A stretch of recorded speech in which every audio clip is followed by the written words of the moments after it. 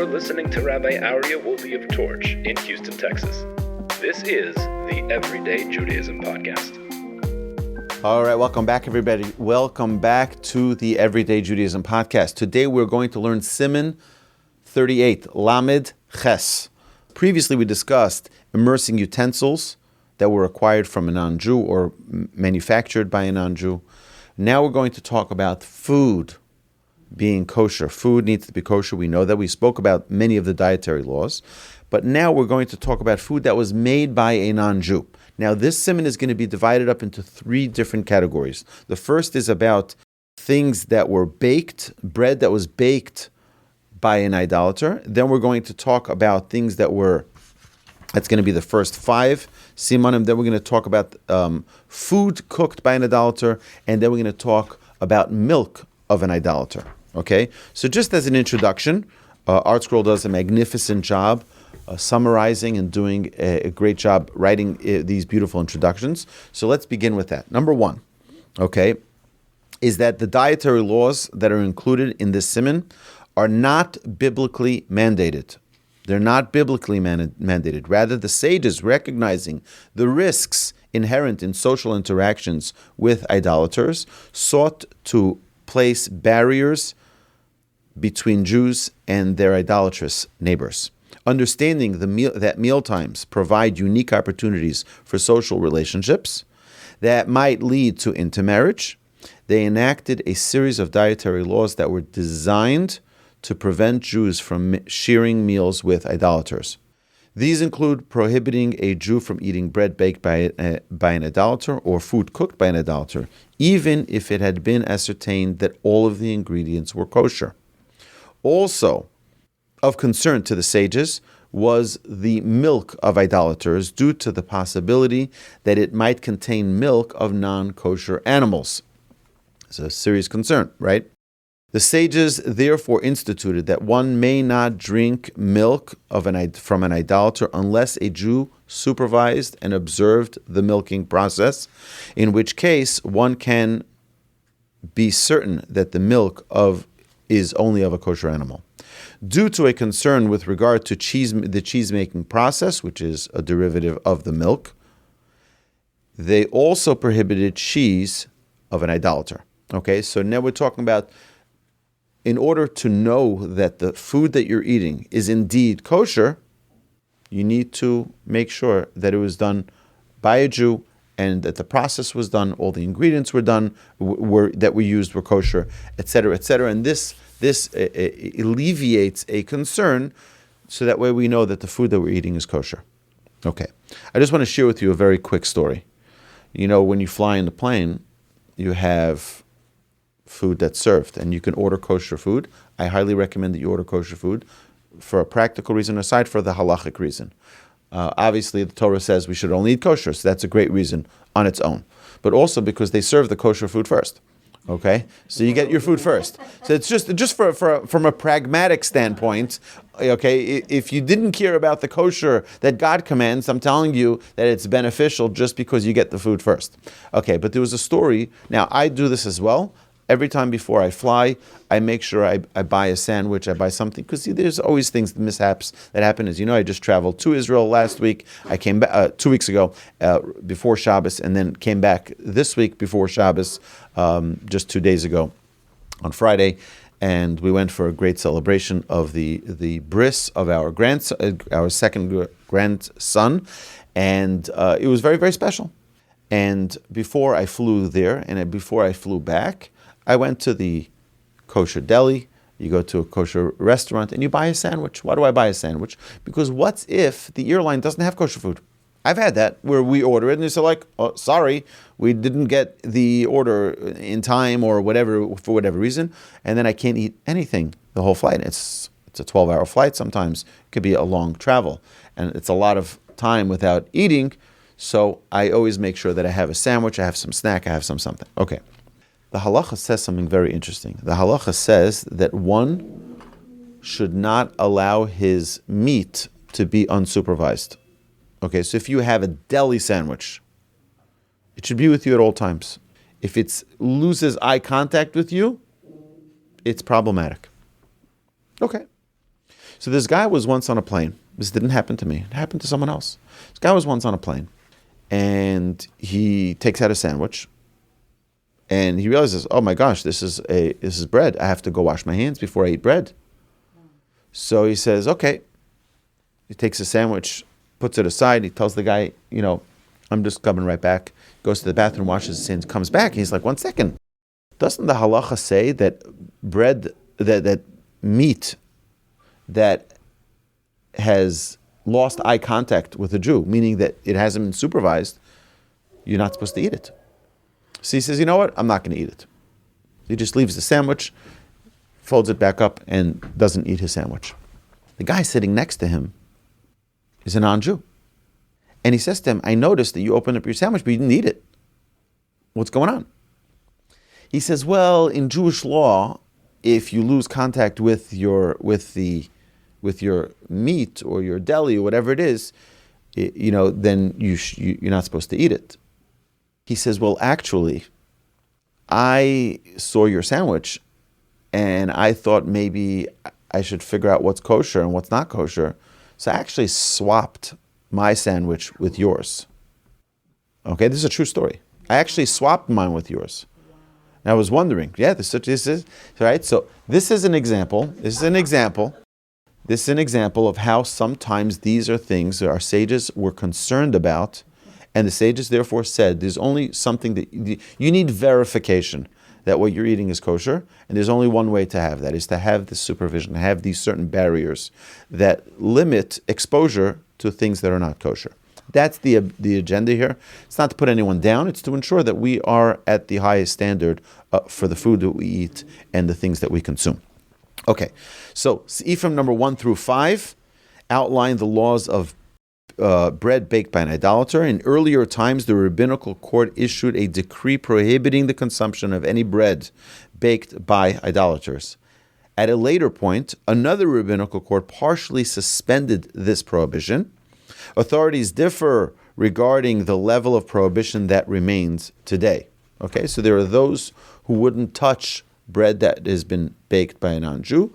There are some people today who do. For example, you can go today to almost any single supermarket today, and you can find Wonder Bread. Wonder Bread has a kosher supervision. That means that all the ingredients that are being used are kosher. Was it baked by a Jew? Probably not. Okay, probably not. So I don't think they have Jews sitting in those factories and making that Wonder Bread. So probably they had a Jew turn on the fire. So right, but it's still, this is something that we need to be concerned of to ensure. Now, there's something before we start getting into the actual halacha of we have to understand another thing is that we're talking about kosher, not that only the ingredients are kosher, but the way in which it was made was kosher. Okay, the process of getting all of those ingredients to your table was kosher. That's number one. Number two is that we have to understand that it's very rare that a rabbinical court supersedes a previous ruling. It almost never happens. For example, just like we have in the United States, we have the Supreme Court. Once the Supreme Court makes a ruling, you can't, with a lower court, remove that. Ever. Supreme Court ruling, finished. It's done. The same in a Jewish court. When a Jewish court gives a ruling, it can't be superseded by a different court unless it was not fully observed by everyone. We can get into this. I know you're going to have questions about this. I'm looking forward to them in the Ask Away segment of our Everyday Judaism podcast. So, in general, a later court may not abolish a decree enacted by an earlier court. However, in cases where the original decree was not upheld by a majority of the Jewish people, even at the time when it was instituted, due to the difficulty involved in compliance, a later court may abolish the decree under certain limited circumstances. Very limited circumstances. The blanket prohibition against all bread baked by an idolater was such a decree. Bread is a basic staple in life, and when a Jewish baker was not available, it was found to be too difficult for most people to comply with this prohibition. Okay, so we understand this. This is very important for us to have this in the back of our mind while we're going through this study. Now, there's another thing, and that is that food, when you want to connect with someone, when you go on a date, right, Mark? When you go on a date and you want to court someone in marriage, so what do? You take them on a nice dinner. You take them. Food has a tremendous bonding experience. We have to recognize this. Food, there's books and books about how to build relationships in business, and a lot of it is about taking people out for lunch and making sure that you're spending time with people, because everyone's got to eat. So you can eat alone in your office, or you can eat socializing. And socializing, you become closer, you build relationships, etc., etc. We have to realize that when we eat food, we're doing more than just eating and consuming by building that relationship. Particularly our sages were concerned with the non-Jew. You may come to a point of intermarriage because you're like, they're really nice people. They're great. What's the problem? There's no problem. And the rabbis wanted to limit the intermarriage of Jews with non-Jews. Okay? Therefore, we have these halachas, and we will see them as we proceed here. Now, there are only 15 se'ifim, and the first 5 are dealing with bread. The next 7 are dealing with food cooked by an idolater, and then we're dealing with the rest of it is about milk and cheese and so on and so forth. Okay, so let's begin. Asru chachamim lechol pas shel akum. The sages prohibited eating the bread of an idolater. However, there are places where the custom is to be lenient in regarding to this prohibition. And people do purchase bread from an idolatrous baker if there isn't a Jewish baker. So if there is no Jewish baker, today in Houston, we're very lucky that we do have facilities that are where the bread is baked by a Jew. For example, you have HEB sells Pas Yisrael. They sell Jewish bread. They call it Jewish rye bread. It became a name also, but that doesn't mean that it was baked by a Jew, by the way. You can find non-kosher Jewish rye bread, but you have the bakery that has their stuff are produced by Jews as well. And there are other places in our community. Not every community has that. Not every community has it. They can buy fresh bread baked by a Jew. So, afilu yesh, or they purchase from an idolatrous baker, even if there is a Jewish baker. Elo she'ein hapas yafeh kamozeh. But the Jewish baker perhaps doesn't make the bread as delicious or as good as the idolatrous baker. Aval bepas shel balabatim akum. However, regarding the idolater's homemade bread, ein mikilin, there's nobody who's lenient about that, because that's someone's own private, personal. Again, think of it in the relationship building process. Someone gives you their own personal baked bread from their home is a much bigger relationship builder than buying it from the store, right? Store bought or manufactured through the industrial places that we have today. Okay. With the exception of a pressing situation, then even if that's the only bread you're able to buy is one which is a homemade bread, then again, we prefer you live than die. Okay, so mishu, if the only thing you have is to buy bread from a non-Jew, that is fine, if there's no other option. Mishu bader. Since one should not be lenient in a non-pressing situation, therefore, with regard to one who is on a journey, someone who's traveling, im yochel lahasig pas kosher, if they're able to acquire acceptable Jewish baked bread, tzarech lahamtin at parsa, they must delay their meal and travel up to a parsa, which is approximately 2.5 miles, to purchase bread that was baked by a Jew, rather than eat bread that was baked by an idolater. So let's say, in order to get your bread that was the Jewish bread, you're going to have to travel 20 miles. So you're not obligated to travel that far, and it's considered a pressing situation if the only thing you have is an idolater's bread. Okay, v'lo mikri pas balabayis. Even bread baked at home is not considered homemade bread for the purposes of this halacha. Ella imaso b'shvil b'nei beiso, unless he made it for the members of his own household. Aval imaso limkor mikri nachtom. However, if this person made their homemade bread to sell, it's not considered that it's a homemade. It's not considered homemade bread. It's considered industrial. He's like a baker.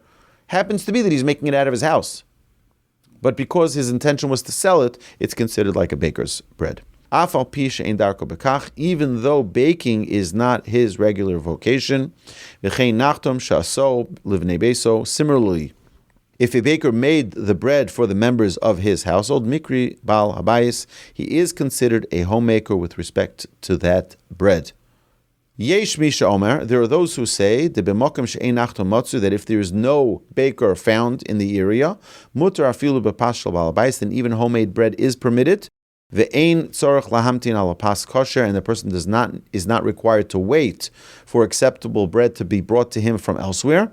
And this is the acceptable practice. So if a person is living in a place where they don't have bread, okay, so someone's living out in Corpus Christi, Texas, and there's no kosher baker there, and the bread that they got from Houston the last time they were here is moldy, so now they have no bread. What are they going to eat? So it's not ideal, but they're allowed to buy the bread because it is a pressing situation, and they don't have an alternative for that bread. Halacha number 2. Im Yisrael hishlech afilu rak eitz echad.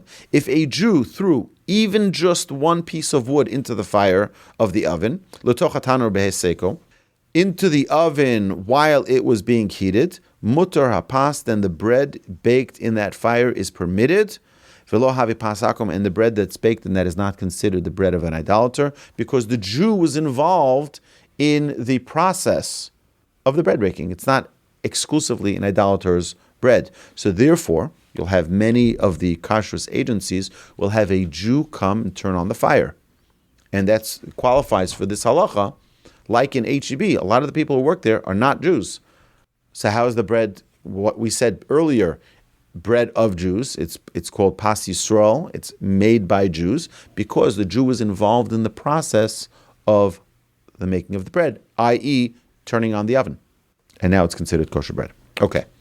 Halacha number 3. Lo asur pas shel akum, elo shel chameshes bnei dagan. The sages did not prohibit all bread baked by an idolater, rather only that which was made of the 5 species of grain. When did we talk about the 5 species of grain? Remember we talked about this? We talked about this about blessings previously, a previous episode of the Everyday Judaism podcast. We also talked about it regarding Pesach, chametz, right? The laws of chametz are referring to the 5 species of grain. What are they? Wheat, barley, oat, spelt, and rye. Afilu pas kitnius, however, bread made from legumes, such as corn, is not considered bread. Eino b'chal pas, it's not considered bread. V'gam eino osur mishum bishul akum, this bread is also not prohibited under the prohibition against eating food cooked by an idolater. Deha eino ole al shulchan malachim, because this type of bread is not the bread that goes on royalty, on a table of royalty. And therefore, because this is not the bread which is typically served, it doesn't fall into the category of bread. And therefore, I'll give you an example. Crackers, even though they're made of flour, or sometimes they're not made of flour, they're made of other types of, right? That's not what's used as for a meal. So if that's the bread that you like, then even if it's made by a non-Jew, completely, it's fine because that's not bread. Right? Today they make bread out of many different things. Right? They have bread out of, not only out of these 5 grains.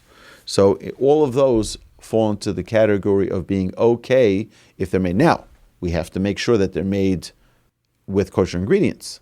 That's the different issue. And it's an important one, not to be overlooked. But yes, it would not be an issue of non-Jewish bread. Halacha number 4. Pas sheponav tuchin beveitzim asur. Bread whose surface is coated with eggs is prohibited. Sometimes they have they put like a little basted or or a wash of eggs. The reason they do it gives it a nice little shine, or sometimes they put on top of that, they put different types of toppings, sesame, poppy, or everything, whatever, pumpernickel, whatever they put on top of that. So that would not be okay because of the eggs that are on top.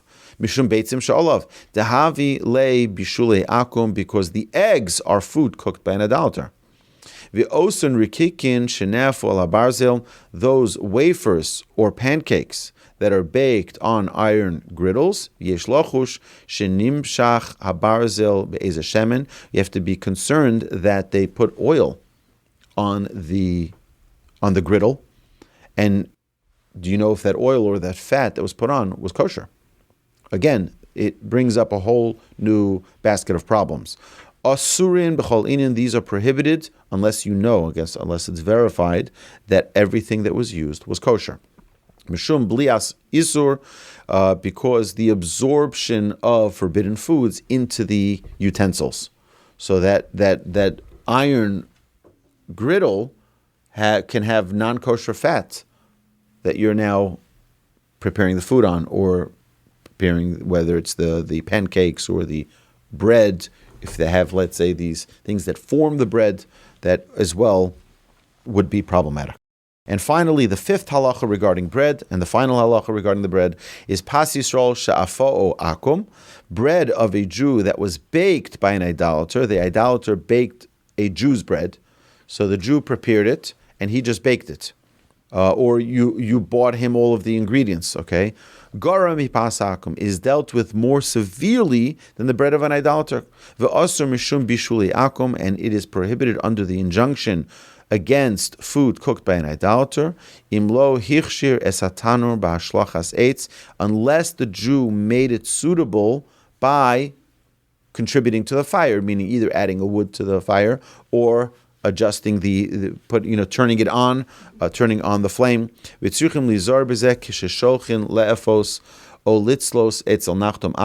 one must be very careful about this when sending food to be baked or roasted by a baker who is an idolater. To ensure that the Jew throws a piece of wood into the oven or turns on the fire. Or the Jew should place the bread or the frying pan into the oven, and that way he has an essential part of the baking process. Okay, so this concludes the first part of our Siman here, dealing with the baking of the bread. Now we're going to talk about food cooked by an idolater. Okay, davar she'eino nechol kemo shehu chai, any food that is not eaten in its raw state. Okay, anything. You don't eat eggs straight. You don't eat chicken straight. Even if it's kosher chicken, kosher meat, kosher, you don't eat it raw. Okay, so it has a process of preparing it. Vigam ole al shulchan malachim, and it is also something that is brought upon the table of royalty.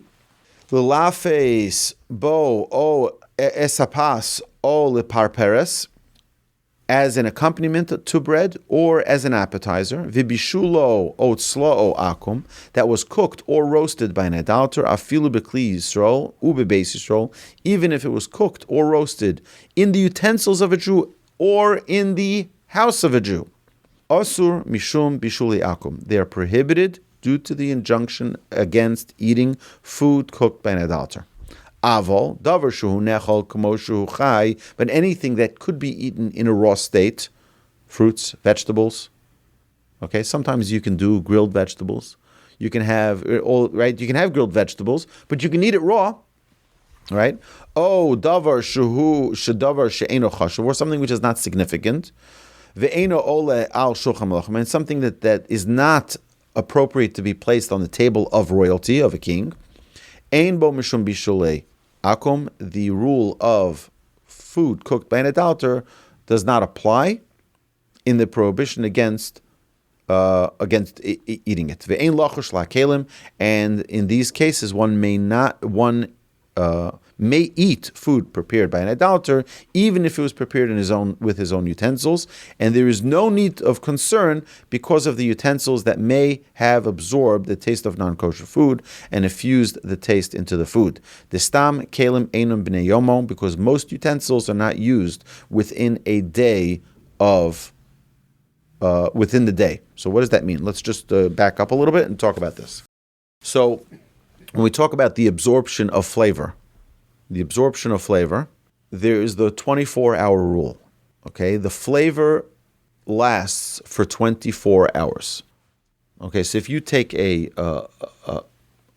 type of a dish and you put your hot meat on that dish will absorb the flavor of that meat for 24 hours. So what happens, so let's say a knife, you use the knife for butter. And now by mistake the next day, you use that knife to cut your meat. Oh my gosh, the butter, the meat, milk and meat, right? So if it's more than 24 hours, the flavor does not remain on it. And therefore, yes, we don't use them. We try to keep them separate. We try to have milk dishes and meat dishes and neutral dishes, what we call parav. But if someone was in a situation where this happened, typically it's not used within 24 hours.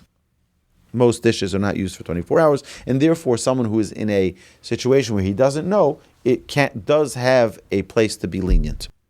Shivcha Akum Pas Yisrael, regarding an idolatrous maidservant in the house of a Jew, Hamevashels Bishul Yisrael, who cooks for the Jews who reside in that house.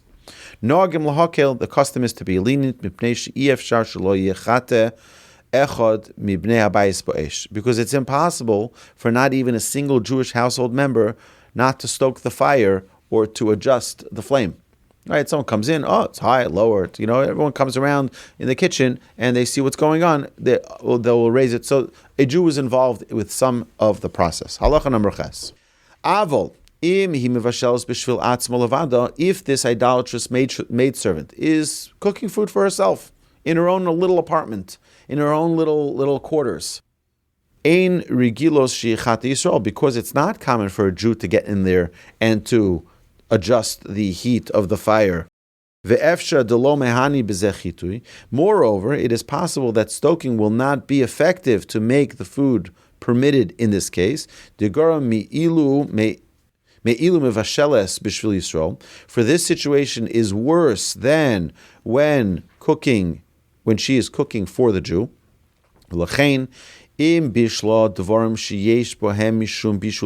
Therefore, if she cooked food items that are included in the prohibition against food cooked by an idolater, which are they're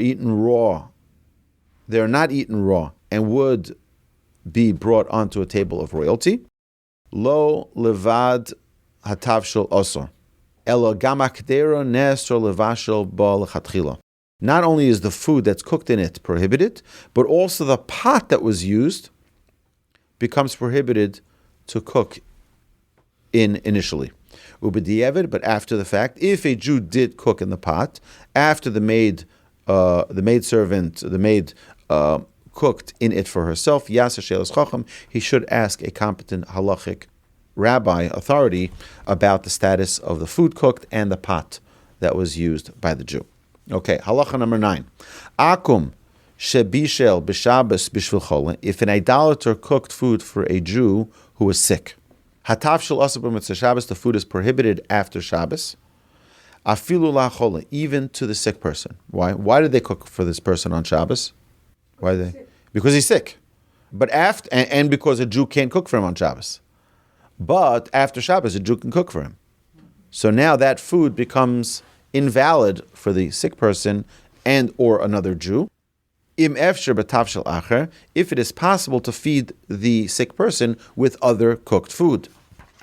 Now, if there isn't other food, then after Shabbos is also a life matter, and as we mentioned previously, to save a life, you're allowed to do anything.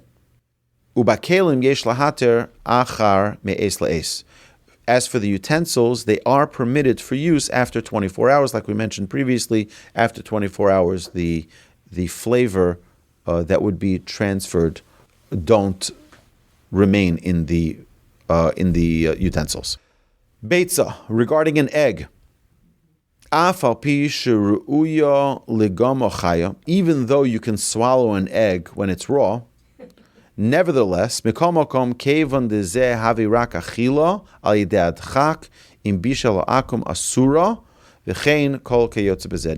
since it is only eaten that way in pressing situations, if an idolater cooked it, it is prohibited, and the same law applies to all similar situations. So an egg is not something that people just, crack an egg and drink it. No, you don't just do that. All right? Unless, someone who is in the opera, so they're singing. Sometimes they use that for their voice. They use an egg. Sometimes people do it as a challenge. I don't know people who just eat eggs straight out of a shell, right? You boil it. You boil. Yeah, there are things you can do. Peiros shalom nisbashlu in halacha number 11, fruits that have not fully ripened while on the tree. Lo nisbashlu be'ilon kol tzarkon ve'eno ne'acholin chayin ela al yidei adchak, and they're not eaten raw in that state, other than in pressing situations. She'umnim mitagnin osam bitzukar. Sometimes professional cooks will fry it in sugar. They'll fry it, right? So in such a case, if an idolatrous cook or chef did this, asur mishum bishul akum, they are prohibited due to the prohibition against food cooked by an idolater. Sheichar shel tevua v'shel dvash noagin bo heter lishtoso. It is custom to permit the drinking of beer that was made from grain or honey, or honey, right? So honey also. Afilu bebayis shemochen oso ha'akum, even in the house where the idolaters sell it. Ve'ein bo mishum bishul akum, and there's no prohibition of food cooked by an idolater. That tvua betela b'mayim, because the grain is considered to be nullified in the water. Nevertheless, one must investigate and determine that they were not fermented with wine sediment. Rak tzrichim lachkor im ein ma'amidin osam b'shimrei yain. However, in a place where the Jews are lax or lenient regarding the laws against the wine of an idolater, then a scrupulous individual should be stringent and refrain from partaking of their beer as well. So there's an interesting thing. Beer in general is kosher. That we know, all beer is kosher all around the world, because all they do is have whatever the ingredients that they have, which are kosher ingredients, put in their beer. However, today we have more and more flavored beers, and the flavorings that they put in are not necessarily kosher flavorings. You need to ensure. So if it's straight beer, Bud Light, or a Dos Equis, or one of those, whatever your favorite beer is. I personally don't like beer, so I don't have any skin in this game. But if one enjoys a beer, you can find beer anywhere in the world, and it'll be kosher. However, if there are flavorings, then it can be problematic, and it's preferable for one to look for a kosher certification on it. Now, today, with many craft beers that are being produced in people's garages and whatever, there are problems that have been coming up, and the rabbis just last week put out a notification that there's going to be new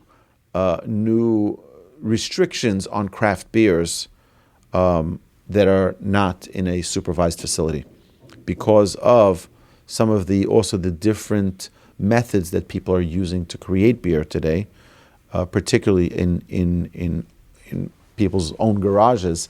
They use different methods, and therefore it could be a problematic for a Jew to drink them. However, in a place where the Jews are lax and lenient regarding the prohibitions against the wine of an idolater, then a scrupulous individual should be stringent and refrain from partaking of their beer as well. Ube'inyan shtiyas kafe, regarding drinking coffee, below chalav, even without milk. The chalav ade asur, because if it's milk of a non-Jew, it is definitely prohibited. Oh, chocolada vite, and same thing as hot chocolate and tea, Bishul Akum, drinking them in the home or place of an idolater. One who wishes to guard his soul should distance himself from doing so. But some authorities permit drinking these beverages at the home or place of an idolater, but only in a casual manner and informally. But doing so in a formal setting is prohibited. Okay, so now I want to just explain a little bit about drinking coffee. Milk, we're going to discuss in a minute about milk, but coffee is kosher. Coffee is made from a bean. It's a bean, and the bean is grinded up, and then it makes delicious coffee as we know it. Okay, so there's typically no problem drinking any coffee. Now, again, you have to know what utensils is being used to prepare it. Make sure that those utensils don't have things. For example, today there's a challenge with many coffee shops serve non-kosher food in their coffee shops, right?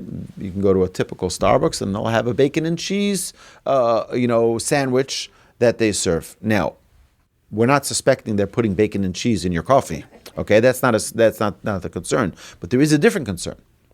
So let's say the tongs that they use to take the food in and out of the oven, or the grates that are in that oven, and you see them taking them. They take them off the shelf, put it in the oven. Okay, Joe Schmo, your sandwich is ready, and they put it into a bag. Okay, now that utensil that was in direct contact with steaming hot bacon and cheese is going to be washed. How's it going to be washed? They're going to put it in the dishwasher. Now, okay, fine. Now, what happens to the coffee that was being prepared for you? So they put it, you know how they make the coffee, right? They put it into a little basin, and that basin has all the coffee beans or the little grains, right?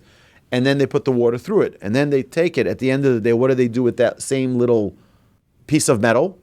They put it into the dishwasher. And now what's going on in that dishwasher? All of the bacon and cheese from the tong and that basin are now being mixed together. That's a problem. Okay, so you understand how it could be a problem. Now, it happens to be that today most Starbucks are using a completely new system. When you come in and ask for coffee in most busy Starbucks, they're not doing a whole brew. They just push a button and it comes right out of the machine into your cup. Okay, which makes it much easier for you to have kosher coffee anywhere you go. Now, it's not that the coffee wasn't kosher. The coffee is a bean. It grows from the ground. It is kosher 100% of the time. The flavoring, if you put in vanilla flavoring, you have to be concerned about that. Now, I was traveling with my wife last week, and in the airport, my wife wanted her vanilla latte or whatever, one of those things. So my wife said, I would like to see the ingredients that you put in there. And he showed us the pump of the vanilla, and he showed whatever else they use, and each one had the kosher symbol. And my wife said, okay, that's not a problem, particularly when you're traveling, as the halacha said, where there aren't other options. So in that case, it was fine anyway. But okay, so that's you understand that? Chocolate, not every chocolate is kosher. Okay, you don't know what else they put in there in the process of making that chocolate. Chocolates many times have oils that are added to it. Those oils sometimes are not kosher. So you understand, it's not such a simple thing for, all chocolate is kosher. It grows from the ground. Chocolate is also from a bean, right? It would be true if they didn't add other things. But there's plenty of delicious kosher chocolate. Okay, so now, and I recommend drinking coffee without milk anyway, because it just tastes better. Okay, but that's a personal thing. All right, so again, if we remember the principle that we mentioned in the beginning of today's class, we will remember that the most important factor here is that we shouldn't become assimilated with our non-Jewish neighbors. That doesn't mean we're not nasty people. We're very nice. We're very friendly.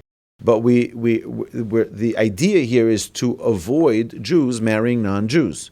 This was a very, very serious primary concern of our sages and of ours today, not to assimilate and become intermarried with the non-Jews. So we're very good to our non-Jewish neighbors. We're very caring. We're very loving. We're very friendly. We're very charitable. But the Jewish people have a different responsibility, and part of that is to marry Jewish. If someone wants to convert and get married, great. That's their choice. We don't encourage or coerce or proselytize or missionize people to convert. Anybody who feels out of the goodness of their heart they want to become closer to Hashem and His Torah, and they want to convert, great. And if they find their mate that way, even greater. But the coffee could fall into the same problem, because coffee is today used as a social thing as well. And the same is with hot chocolate, and the same is with beer, and so et cetera, et cetera. So these are things that a person needs to just keep in mind. These are things that are relationship builders, and a person should exercise caution. Okay, halacha number 13. We just have 3 more halachas, and we'll finish the Siman. Chalav Akum, milk that was milked by an idolater, ve'ein Yisrael ro'ehu, where a Jew did not oversee the process, asura, is forbidden, prohibited from being drunk, afilu lasos mimeno gvinu, even to make it into a cheese. And ideally, tzorech Yisrael liyos betchilas hachaliva. A Jew must be present at the beginning of the milking, v'yur shakli unaki, and to see that the vessel that the cow is being milked into is clean from any non-kosher milk. And it is customary to be stringent. Shelo yachalov letoch hakli shedarko shel ha'akum lachalov letochom. And it is proper and customary to be stringent, to not milk into a vessel that an idolater used to milk into. Ushfachos shachovos abehemos, and regarding maidservants or workers who are idolaters that milk the animals for their Jewish employers, Pas Yisrael or B'dir Shalem, in a Jewish home or in the Jewish farm. Kol makom she'ein behen akum mafsik. The halacha is that in a place where no home of an idolater is situated between the home of the Jew and the site of the milking, ein lachosh lebehemat mea, we are not concerned that the maidservant or the worker put in non-kosher milk from a non-kosher animal. Mutar afilu lechatchila lahanichan lachlov. It is permitted even initially to allow them to milk. Okay, so if you have your farm right there, right at your house, and they want to go and milk the cow and bring you fresh milk, that's fine, and you don't have to be concerned because they're not stopping by somebody else's house and swapping out the milk. We're not concerned per se that they're going to do this in a sneaky way. Aval im beisakom mafsuk. However, if the home of an idolater is situated between the home of the Jew and the site of the milking, tzorch sheyeshem Yisrael, then it is necessary for a Jew to be present to oversee the milking. Va'afilu katan or ktana ben tesha shana sagi, and even a minor, a boy or a girl of the age of 9, are sufficient to confirm that everything is done properly. Gevinat Akum asura, halacha number 14. Cheeses of an idolater are prohibited. V'im ha'Yisrael roa chaliva ve'asiyas ha'gvinos. However, if a Jew supervised the milking and also the making of the cheese, im ha'gvinos b'shas asiyason hein shel Yisrael mutaris. If the cheeses belong to a Jew at the time that they were made, they are permitted. Aval im hein b'shas asiyason shel akum asuras. However, if at the time that they were made the cheeses belong to an idolater, they are prohibited. Finally, hachema, regarding butter, talia b'minhag hamakomos. It depends on the custom of the communities in various places. Yesh bekomos she'ein ochlun cherem shel akum. There are places that do not touch butter of an idolater. Yesh bekomos she'ochlun osa, and there are places that do eat it. Umisha holach mimakom she'ein holchin osa she'ein ochlun osa lemakom she'ochlun osa. If someone is traveling from a place where they don't eat butter of an idolater to a place where they do, even if he intends to return to his original place, he can eat milk, he can eat the butter with them, he can have the butter on his bread, right? Ve'haholech mimakom she'ochlin osa, and someone who goes from a place where they do eat bread of butter from an idolater, and he's traveling to a place where they are stringent and do not eat it, he may not eat it while he's there. Asur la'achlo sham. Ke'es nishma shemizayfen esachemer mishumon chazir. Of late, it has been heard that they deceitfully substitute that which they sell as butter with the fat of swine. Therefore, a person should be very, very cautious and distance himself from butters whose ingredients is not known. Okay, if you know. Okay, now this is a very important thing. We're going to step back a little bit and talk about Chalav Yisrael, milk that was milked by a Jew, versus milk that is not by a Jew. Now, Jew doesn't mean that the Jew is actually doing the milking. It means that it's being supervised by a Jew. So, generally speaking, this is a very big concern. Today, according to the ruling of Rav Moshe Feinstein, because we have something called the USDA, we have the FDA, we have many regulations in the United States, and if a farm were to mix anything else but cow's milk into that milk, they would lose their license, they would lose their livelihood, they would be sued by the federal government. So there's a fear of someone finding other milk and mixing it in.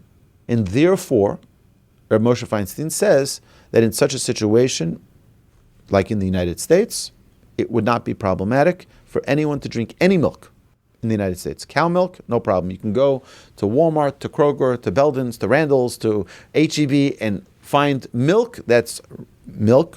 There's only one ingredient in milk, right? There's milk. And it's not a problem in the United States to drink that milk. However, in other places, in other countries where they do not have such a federal oversight, that is a problem. So, for example, if I were to go travel to Israel through Europe, I don't know what the rules are in Europe. I don't know what type of regulations they have. Who knows if they put lard, if they put something else in that milk? I have no idea what they did. So you cannot drink milk in those places without it being known that it's certified to be a kosher milk. Chalav Yisrael, it's milk made by a Jew or supervised by a Jew. Okay, so this is an important thing for us to know. Milk that is now. So again, in the United States today, you have, most of the milk that you'll find. If you just go to a random supermarket and you look at that bottle of milk, you'll see a kosher symbol there. I'm talking about 9 out of 10, and it's not even required, but it's a good thing for it to. Now, the same thing is with butter. What is butter made of today? You know exactly, it says it right there, it's only milk. And that ingredient, they cannot mix anything else in there. Right? Again, you have regulations. Therefore, most butters, and this doesn't apply to cheeses, most butters are fine, but someone who is scrupulous, someone who's God-fearing, wants to ensure, I want to make sure I eat kosher butter that's certified, that has that kosher symbol on it. Okay, so this basically concludes these laws.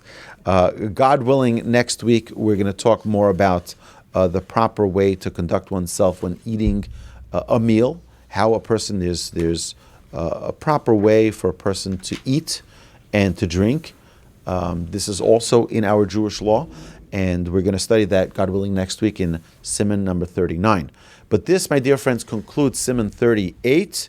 And we will now turn it over to you to ask your questions in the Ask Away segments. For those of you who are not here live in our classroom and you'd like to be part of this, like all of these magnificent listeners, you can email us to have your questions addressed in future episodes at askaway@torchweb.org. Askaway@torchweb.org. Now, my dear friends, we're going to turn the questions to you. I look forward to hearing your questions. Have a great week, everybody. You've been listening to Rabbi Aryeh Wolbe on a podcast produced by Torch, the Torah Outreach Resource Center of Houston. Please help sponsor an episode so we can continue to produce more quality Jewish content for our listeners around the globe. Please visit torchweb.org to donate and partner with us on this incredible endeavor.